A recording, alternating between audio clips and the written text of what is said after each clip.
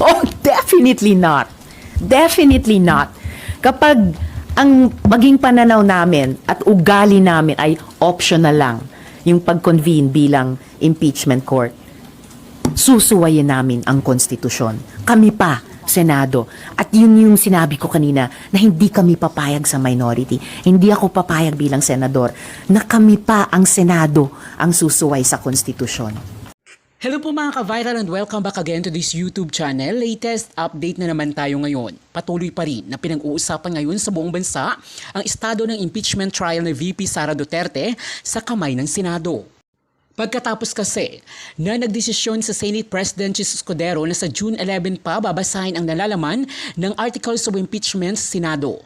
Mula kasi sa June 2 ay iniurong ito sa June 11 na ayon sa mga nakakaalam ay maaaring estratihiya ito ng Senado upang mababasura ang impeachment trial dahil wala ng oras ang Senado dahil magtatapos na ang 19th Congress at papasok na ang 20th Congress. Marami ngayon ang nananawagan sa Senado na dapat huwag baliwalain ang impeachment at agad na itong simulan. At meron naman na sumusuporta sa posisyon ni SP Chis Escudero. Ayon kay Senate President Escudero, sa June 11, babasahin ang Articles of Impeachment sa Senado. At mayroong debatihan at talakayan na mangyayari sa Senado bilang bahagi ng impeachment court. Doon na magko-convene ang Senado at mag-issue sila ng summons. At bibigyan pa ng 10 araw si Vice President Sara Duterte upang sagutin ang kanilang summons. Subalit maaari pa itong humingi ng extension o karagdagang araw ang Vice Presidente. Kung gayon ay wala ng oras na matitira sa 19th Congress dahil mag-a-adjourn na ito at magsisimula na ang 20th Congress sa darating na July. Ang tanong ngayon ay makakatawid pa ba ang impeachment sa 20th Congress? Anong estratehiya ang papel dito ng Senado? Totoo bang takot si Escudero kay Vice President Sara Duterte? At ayon naman sa iba ay tila kinukuha ni Escudero ang loob ng mga senador na kabilang sa Duterte Bloc upang hindi ito matanggal bilang Senate President sa darating na botohan para sa Senate President. At ayon naman sa iba pa ay baka sinusunod lamang ni Senate President Escudero ang nilalaman ng rules ng Senado at takot itong mabalikan ng kampo ni VP Sara Duterte kung labagin niya ito. Unang step ay manunumpa ang Senate President bilang presiding officer. Pangalawang step, pasusumpain niya kaming lahat ng mga senador bilang senator judges. Kasunod niyan, finally, once and for all, babasahin sa amin ang Articles of Impeachment. Pero lahat ng yan, maaring hindi umabot sa isang oras. Kasi originally, ang magiging presentation muna nung Articles of Impeachment bago daw mag-convene bilang impeachment court. Ayon sa pagkaalam namin sa konstitusyon at sa rules of impeachment, yung kwento ko po yung sequence of events. Manumpa ang presiding officer, manumpa ang senator judges, babasahin ang articles of impeachment. Sen, kailangan po ba yung prosecution team ng House yung magbasa on the floor nung articles of impeachment o pwede na yung Senate Secretary as the clerk of court ng impeachment court? Ang naging practice ay yung House prosecutors ang nagpe-present ng articles of impeachment. Pero kung base lang sa Senate rules of impeachment, maaring simpleng opisyal dito o assigned person sa loob ng Senado ang magbasa ng mga ito sa amin bilang senator judges once convened na kami as impeachment trial court. Pero ma'am, confident kayo na kapag nag-motion, makakakuha kayo ng enough votes para suportahan ng mga senador? It shouldn't even require. Hindi na Sapat kailangan? no. Ayon sa mismong konstitusyon, hindi kailangan yung approval ng majority para lang simulan ang aming tungkulin sa impeachment process. Pero kung kakailanganin pa ng isang motion, yan ang aming gagawin ni Senator Coco. So pag nag-motion kayo, no more debates, no more nabutuhan, dapat tuloy na agad yung... Ideally, sasabihin lang ni Senate President na inaaprubahan niya yung aming motion. Kasi even that, hindi na sana kakailanganin kung lamang sinunod namin ang konstitusyon na upon receipt of the articles of impeachment transmitted by the House, forthwith, ituloy na namin ngayong linggo ang Senate impeachment trial. Sen, bakit ngayon po, bakit hindi po yung June 2 nung pagka-resume nyo, in-erase nyo na po agad yung issue na to na dapat mag-convene? Dahil batay sa konstitusyon at batay sa naging practice kahit nung nakaraang mga impeachment trials, hindi na kinailangan ng kumbaga lesser mortal tulad ng isang motion sa floor para lang gawin ang pinakamataas na utos at obligasyon na nanduroon na sa konstitusyon. But since we are here now, kumbaga last 3 days na lamang, down to the wire tayo, sige, kahit yung extraordinary motion ng pagmo-motion pa sa floor, gagawin namin. Kahit ideally, kung ginagawa lang ng Senado ang aming talagang tungkulin ayon sa konstitusyon, dapat sana hindi na kailangan ito. But what prompted you po na gawin to mamaya? Dahil huling 3 araw na po natin sa 19th Congress, kailangan, kung hindi man nung February 5, kung hindi man nung June 2, ngayong June 9 onwards to 11, simulan na po namin ang impeachment trial. Kasi ilang beses sinasabi ni SP Cheese na very powerful ang plenary. So parang laging decision ng plenary ang masusunod. Very powerful ang plenary sa aming legislative functions.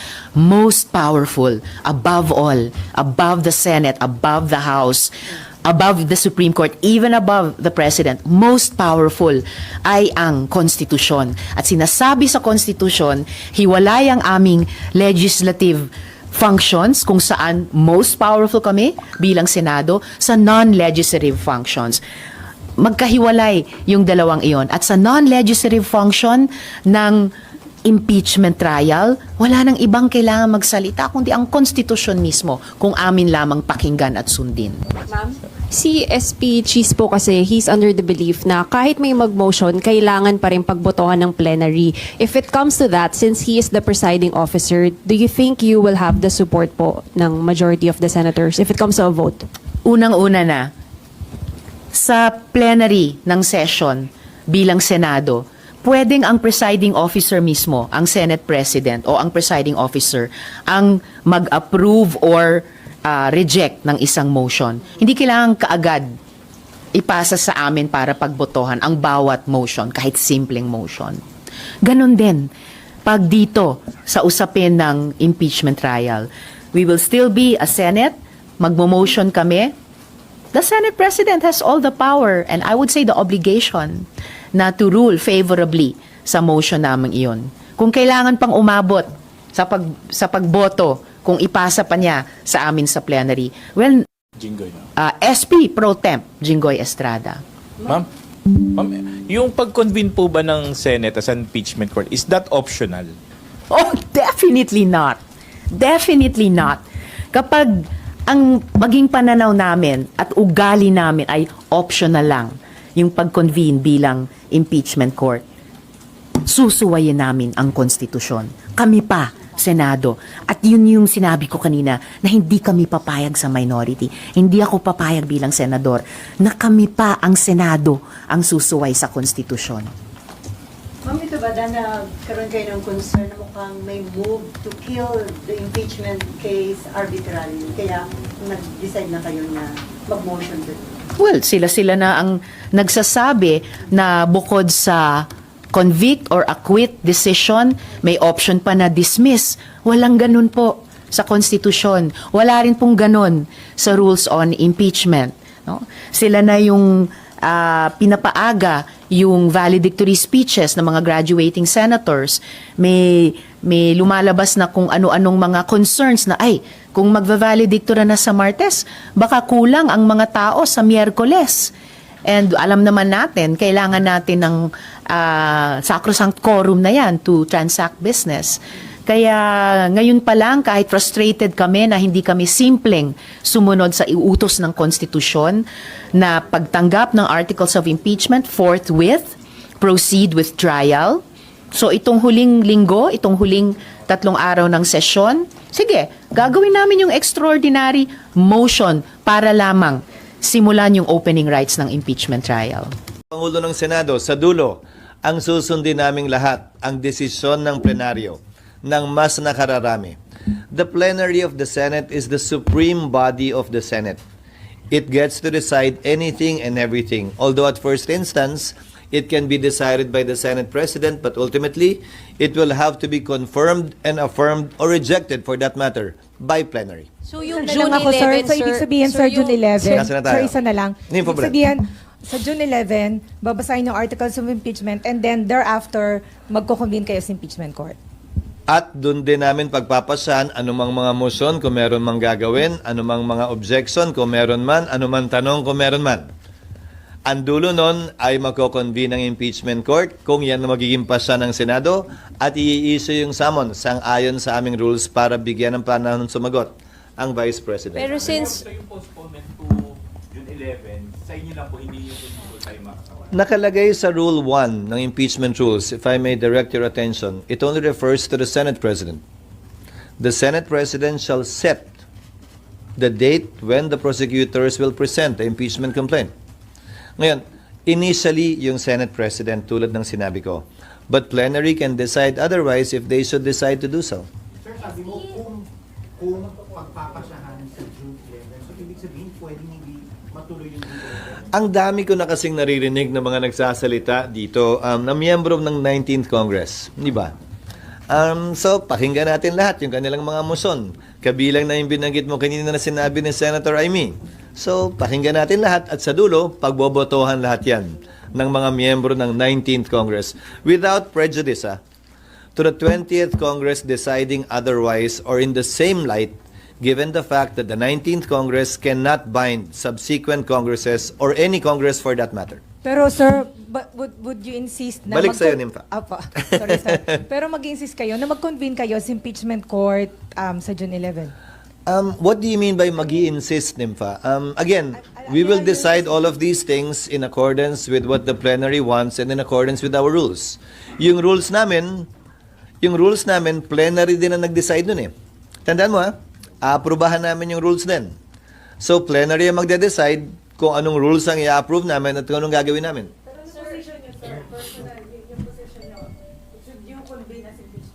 In the natural course, yes. Yun ang dapat mangyari. Unless, as I said, may mag-motion, may mag-object, magbotohan, in the end, plenary will decide. But that is what our rules provide. My answer is yes. June 11 SP, Men, Sir, yung June 11 SP, hindi pa talaga siya nakataga sa bato kasi pwedeng pang yung plenary magsabi na wag na mag-convene sa 11. nakatagasa sa bato in the sense na yun na yung panahon na darating ang mga miyembro ng Kamara dito dahil wala nang ibang petsa pang naiiwan.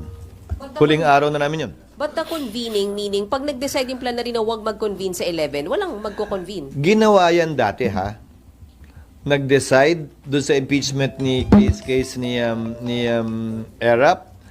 Nag-decide sila i-convene 6 days after. Sa impeachment case ni Chief Justice Corona, nag-decide sila na wag mag-convene ng Disyembre, mag-convene na lamang ng Enero. So, may mga precedent naman kaugnay nun. Ang kaibahan lang nito, tatawid ito ng panibagong kongreso. Ulitin ko, ang 19th Congress, no Congress can bind subsequent Congresses. Hindi kami pwede magpasa ng tinatawag nating irrepealable law. Hindi kami pwede magpasa ng isang bagay na hindi na pwedeng galawin o baguhin pa ng susunod na Kongreso.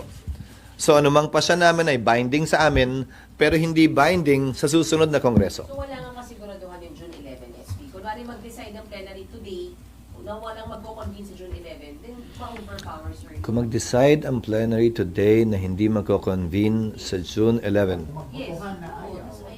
in theory, yes, but I doubt that. I doubt that that will happen. Wala lang. I doubt lang. Duda lang ako na yun ang mangyayari dahil maliwanag naman ang tinatalaga ng rules maliban na lamang kung may maliwanag at klarong basehan at rason para hindi gawin yon. Pero sa dulo, pagbobotohan pa rin yan. But sir, nothing prevents your colleagues from saying, hindi na naman natin ito matatry, pasa na lang natin sa 20th Congress. Nothing prevents them, yes. As I said, nothing prevents anyone from making a motion, nothing prevents anyone from putting it to a vote, nothing prevents anyone from objecting, but ultimately, it will be debated and put to a vote. So ano yung Ano? Pwede rin po mapaaga. Like this week na. Kung may mag-insist na yun. Pwede naman, pero anong point ng hindi ko pwedeng pigilan, ulitin ko Pero anong point na magsaset tayo ng date para nga sana pag-usapan to at magawa yung ibang bagay kung buong linggo pa lang to, yan din yung pag-uusapan natin araw-araw. So, papakiusapan ko sana na hanggat maaari, tapusin namin yung kinakailangan trabaho ngayon. Maliban kasi dun sa mga panukalang batas, nasa dyaryo na rin naman ngayon, mahigit 300 ang kailangan namin i-confirm ng mga opisyal. Hindi lamang mga kalihim, mga opisyal ng Constitutional Commission, pati na rin mga miyembro ng Armed Forces, mga opisyal ng Armed Forces of the Philippines at saka Department of Foreign Affairs na mahigit 1.5 buwan hindi makakapagtrabaho ng buong buo kung hindi sila mako-confirm. SP, kailangan nyo talagang sorry. May mga nagbabanggit po na yung mga delays and postponement. Eventually, kababagsakan niya, hindi na talaga matutuloy. Hindi ko alam kung anong hugot nila, pero gaya ng sinabi ko, sa dulo, plenaryo magdedesisyon sa lahat ng bagay na ito. Nifa? Yes, SP. Kung hindi kayo mag-convene as impeachment court bago kayo mag-adjourn, magsisis, walang impeachment court. So, walang tatawid sa next Congress. Tama po ba? These are all hypothetical. These are all hypothetical questions. Again, kayo naman nagtanong kayo, may posibilidad ba na hindi? Sabi ko, may posibilidad. Ngayon, lahat na nagtanong, di naman tutuloy. Hindi naman ganun yun. Di ba? Hindi naman ganun yun. Nagtanong kayo kaugnay nun, sinabi ko, may posibilidad. Pero hindi ko sinasabing yun ang mangyayari. I'm just being honest and frank and straightforward that there is that possibility always, always. But it has never happened in the past. Pero sir, may study na kayo, di ba? Well, once nangyari pala, nung nag-walk out yung prosecutors sa impeachment ni dating Pangulong Estrada, kung maalala nyo, nag-withdraw ang prosecutors doon, ha? Sabi nila, ayaw na nila. At ang sabi ng Senado, isususpend na muna namin to hanggat hindi kayo nagpapakita hanggang nag-EDSA na. Tapos, in-archive na lamang yung impeachment. Ganun na nangyari doon, ha? But again, wala namang nagplano, wala namang nagsabi, pero kung tatanungin nyo, posible ba yun ng mga panahong yun? May sumagot naman din sigurong oo. Sir, can you walk us through the process kung paano Gusto mo run na lang para mabilis-bilis tayo. kung paano po ninyo napag-desisyonan na i-move yung After LEDAC, that's why we came out with a notice. That's why we came out with a notice in the afternoon of Thursday, May 29, right after LEDAC. Dahil kaya nga hinabaan ko na yung sulat sa House of Representatives na pinabigay ko sa inyo para doon na nakalagay lahat. At doon na nakalagay yung sagot sa lahat ng pwede niyong tanungin kung bakit. Pero hindi pa kiusap. from the President? No, it did not. Ano yun? Decision ng House at Senate leadership. I was not even able to tell Martin, the speaker, about that. He found out through the letter that I sent him. So, sariling decision yun, sir? After consulting some of our members as well. Pero bago nyo po nilabas yung parang proposal nyo na calendar months ago, hindi pa po ba alam na may mga ganito karami pang 12 priority bills, may 300 na uupo sa CA? Hindi, dahil yung mga ina-appoint ng presidente, kaya nga ad interim ang tawag, in-appoint niya to in the course of the recess. Hindi naman yun in-appoint ng mga panahong yon. Pangalawa, usually sa LEDAC, nababawasan yung bills na iti-take up dahil hindi naabot. Itong LEDAC na to ang pinag-usapan, ano pa ba yung kayang gawin dahil sayang naman. Advanced stage na yung mga bill at pwedeng ihabol pa sa 19th Congress imbis na magsisimula na naman sa simula pagdating ng 20th Congress. Sir, yung usapin kung pwedeng tumawid sa 20th Congress, yung impeachment, meron na ba kayong pag-aaral na ginawa? Kasi malamang yun na maging issue. Paano nyo i-address yun? Meron, may president yan sa US Congress. Ang isang ehemplo din, kayo naman, simula na naman tayo, napag-usapan na natin yan dati. Ang isang example din yan, yung SET. Yung mga kaso ng SET, tumatawid ng Kongreso. Dahil 6 na taon yung term na pinagdedebatihan sa protestang yon. Bagaman nagpapalit ang mga maestrado ng korte, nagpapalit ang mga miyembro ng SET, tumatawid at tumutuloy pa rin siya. Pero wala pang eksaktong pinagbobotohan ang plenaryo kaugnay sa bagay na yan. So, pwedeng pagbotohan yan ng plenaryo ng 19th Congress. Pero ano man ang desisyon namin, hindi pwedeng i-bind yung 20th Congress. So, pwedeng magkaroon ng ibang pananaw yung 20th Congress. Halimbawa, pwedeng sabihin ng 19th Congress, tatawid yan. Pero ang pasyon ng 20th Congress, hindi tatawid yan. At i-dismiss nila. So, depende. Sa dulo, you have to understand, in Congress, plenary is supreme. It's not the decision or the voice of one member, even if he or she is the Senate President or an officer of the Senate or the House. Desisyon palagi ng plenaryo ang mangingibabaw sa anumang usapin. Sir, may implication kung merong magiging senator judge, ang ngayon palang sinasabi, itaga nyo sa bato, hindi may impeach si VP Sara.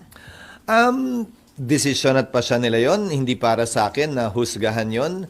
Pero Sinasabi ng ilang kongresista na takot kayo at may pinoprotektahan si Vice President Sara Duterte kaya nauurong daw ang impeachment proceeding. Senador, sagot. Igan, hindi ko trabaho tulad ng mga kongresistang yan. Maging sunod-sunuran at sumunod sa gusto ni Speaker Romualdez. Ang Senado ay hiwalay, independyente, at gagalaw ayon sa nakikita naming tama at nararapat. Nung inupuan nila ang impeachment na mahigit 2 buwan mula Disyembre hanggang Pebrero, wala naman kaming nireklamo at hindi kami nagsalita.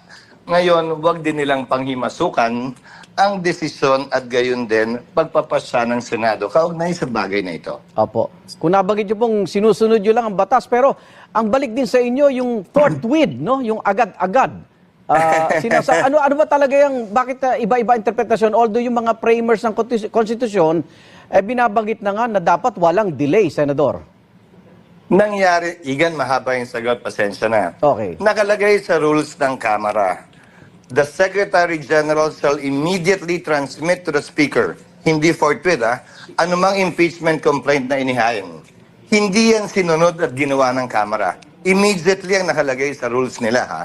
Tapos ngayon, babalikan kami at sasabihin forthwith, immediately, ibig sabihin yan. Kung yung mga prosecutor mismo, kung yung mga nagreklamo mismo ngayon, pabanjing-banjing noon, wag naman sila biglang magmadali ngayon at pumapormang pinagsasabihan kami sa dapat naming gawin. Okay. Pangalawa, yung karanasan natin kay Chief Justice Corona, former President Estrada, at yung mga naudlot na impeachment tulad dun kay Mercy Gutierrez na ombudsman dati. Opo. Lahat yun, sinampa yung impeachment bago mag-recess, nagsimula ang trial pagkatapos ng recess. Dahil bawal mag-impeachment trial kapag walang sesyon ng Senado. Itong impeachment complaint, inihain ng Kamara 2 oras bago kami mag-adjourn. Hindi kami utusan ng Kamara, hindi ako sumusunod dahil gusto lamang ng Speaker ng Kamara na ma-impeach ang ikalawang Pangulo. Gagawin namin ang aming trabaho ayon sa batas, ayon sa pananaw ng Senado, nang hindi sunod-sunuran lamang sa gusto ng isang tao o ng kabilang Kamara. Okay. Kung susunod sa batas, gusto marinig sa inyo, tuloy pa ba ang impeachment trial o patay na po? Sa June 11, magkakaroon ng schedule para basahin ang impeachment complaint. Walang nawala, walang nadagdagigan. Dahil ang pinaka-pwede lamang naman namin gawin ay ito. Mag-issue ng summons, mag-convene, sumumpa, mag-issue ng summons. Hanggang dun lang. Opo. Ngayon, ayon sa batas, 10 araw, pinakamababa ang binibigay sa nasasakdal Na sumagot. para sumagot. So kung June 3 kami nag-convene, 10 days para sumagot, hindi pa namin alam kung hihingi siya ng extension. So June 13 siya sasagot. Kung June 11, June 21 siya sasagot. Tapos na ang termino ng Kongreso nito, pati ng mga prosecutors. Pagdating ng June 30, hindi po na sila otorisado na mag-appear sa kaso. Hindi naman po pwede na panig lamang ng nasasakdal ang papakinggan namin nang walang kabilang panig. Opo. Ngayon, kung ang tanong mo, Igan, ay, bakit hindi nyo naisipan to? Babalik yung tanong sa mga kongresistang gigil na gigil. Bakit hindi nila naisipan yan nung inupuan nila ng 2 buwan yung mga impeachment complaints para lamang ihain sa huling araw ng aming sesyon. Tapos ngayon ay mamadaliin kami. Okay, so yung tanong nga, buhay pa ba ang impeachment o hindi natatawid sa 20th Congress? Magkaiba ang opinion ng mga senador dyan, Igan. Napakinggan niya nung isang araw. Iba ang opinion halimbawa ni Senator Tolentino sa kabilang banda. Iba ang opinion ni Senator Risa at ni Senator Pimentel. Yung bagay na yan malamang, Igan. Pagbobotohan namin bago namin talakayin yung impeachment kung saan malayang makakapagsalita at debate ang mga miyembro ng Senado kaugnay niyan. Pero may oras pa o panahon pa? May oras at panahon para gawin yung sinasabi ko. Oo, Igan. Okay, June Dahil 11, isang araw lamang naman. Ulitin ko ibabasahin ng House, susumpa kami, magko-convene kami, mag-i-issue kami ng summons. Opo. Yung 4 lamang naman yun ang gagawin. Okay. Ngayon, bakit third reading pa namin next week? Okay. Kung hindi namin ma-second reading yan ngayong linggong ito, patay na po yun. Magsisimula uli yan sa 20th Congress. Sayang naman po yung mga batas. So yung June 11 tuloy na, Senador? Yun po yung setting na pinadala ko at wala naman pong nagmuson para baguhin yun. Paagahin man o ipagpaliban. Nag-ooperate kami, Igan, sana maunawaan ninyo, sa mga muson at mga botohan. Lahat ng ginagawa namin, botohan yan. Okay. Bagaman hindi nyo napapanood na nagbobotohan, ibig sabihin, lahat ay sumang-ayon. Kaya anumang presiding officer, kung ako o sino man, palaging sinasabi, is there any objection?